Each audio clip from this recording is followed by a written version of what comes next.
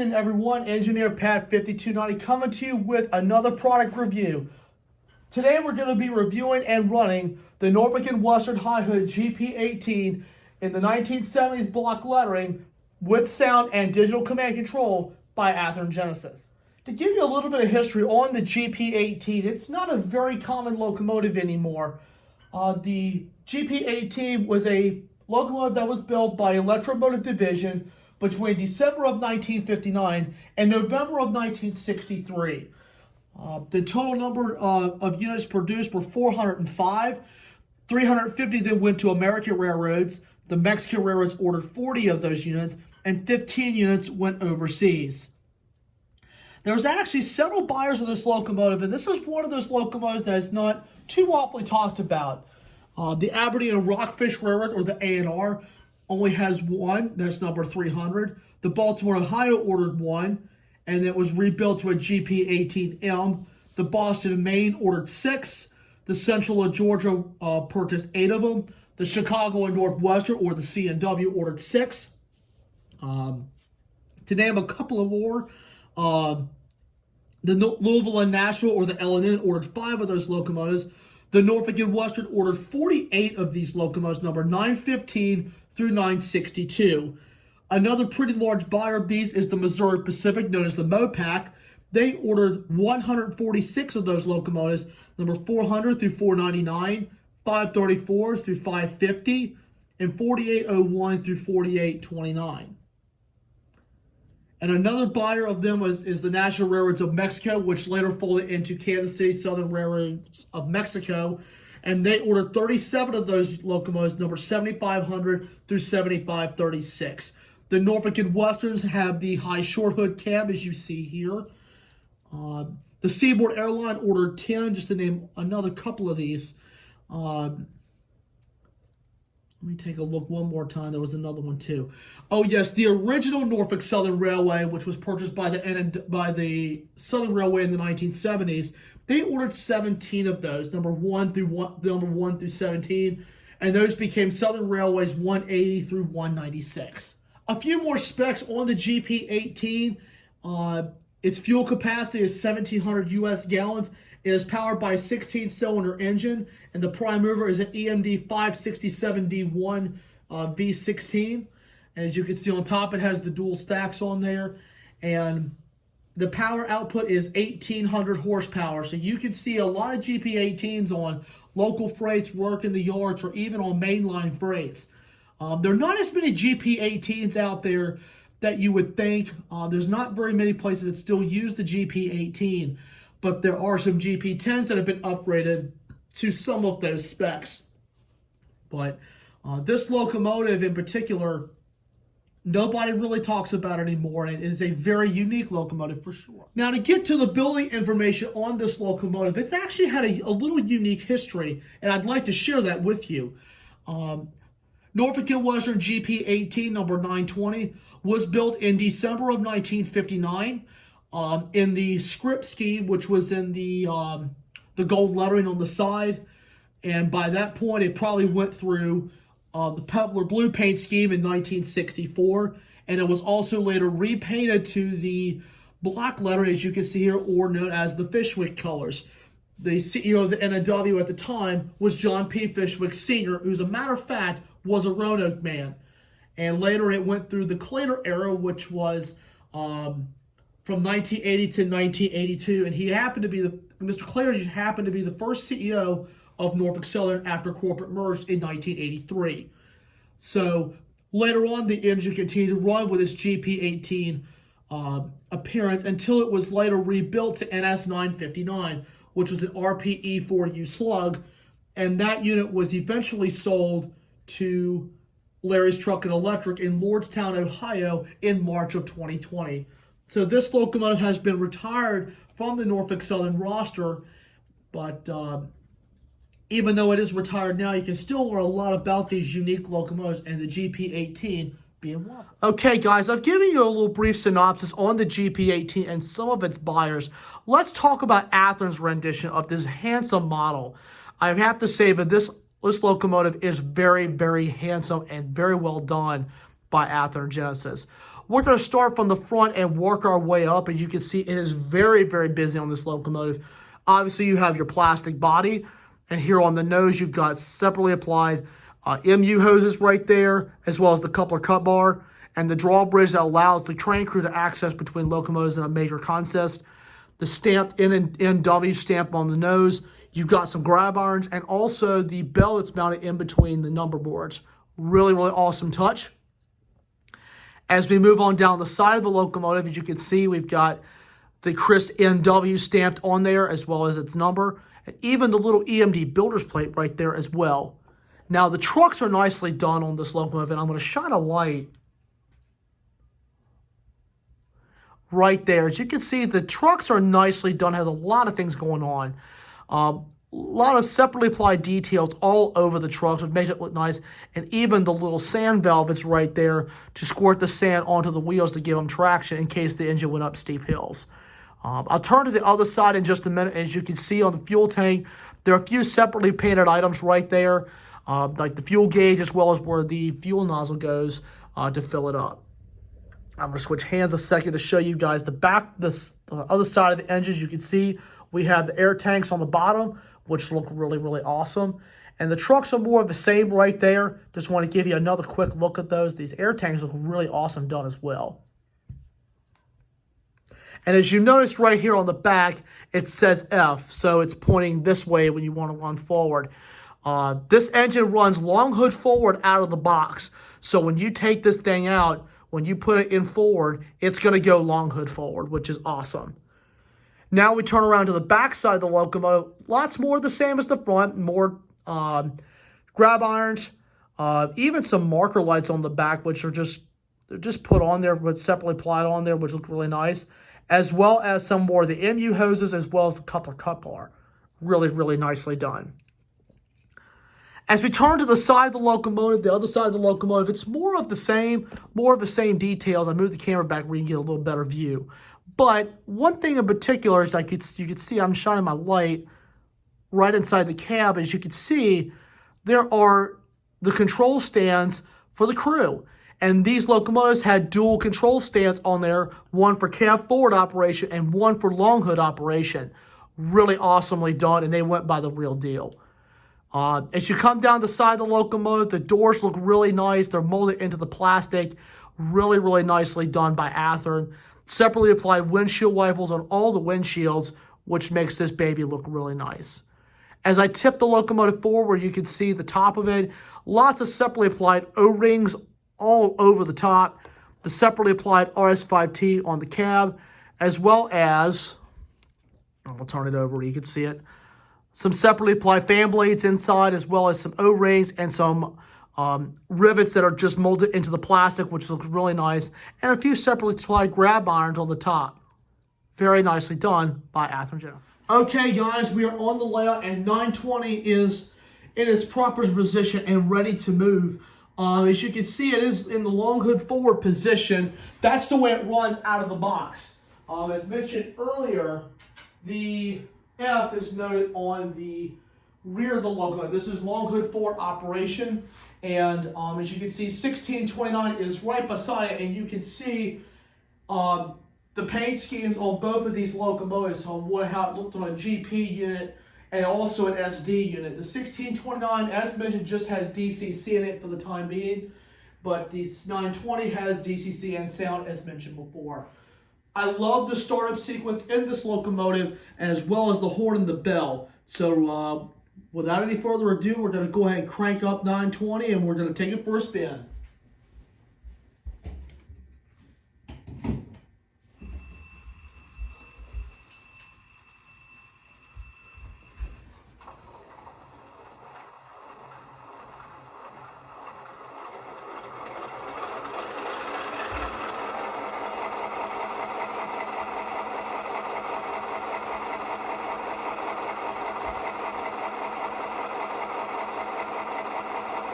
Love that startup. All right, I'll go ahead and turn on the lights. All right, let's give a listen to the horn. This horn is spot on.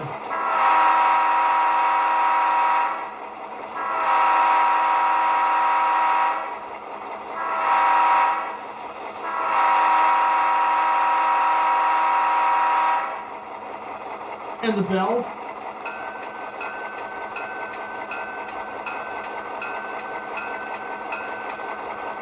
And I'm also going to play a little bit of the crew talk sounds in the locomotive. As same as it is with Ather and Genesis locomotives, the headlight is going to dim every time you play a different crew talk sequence.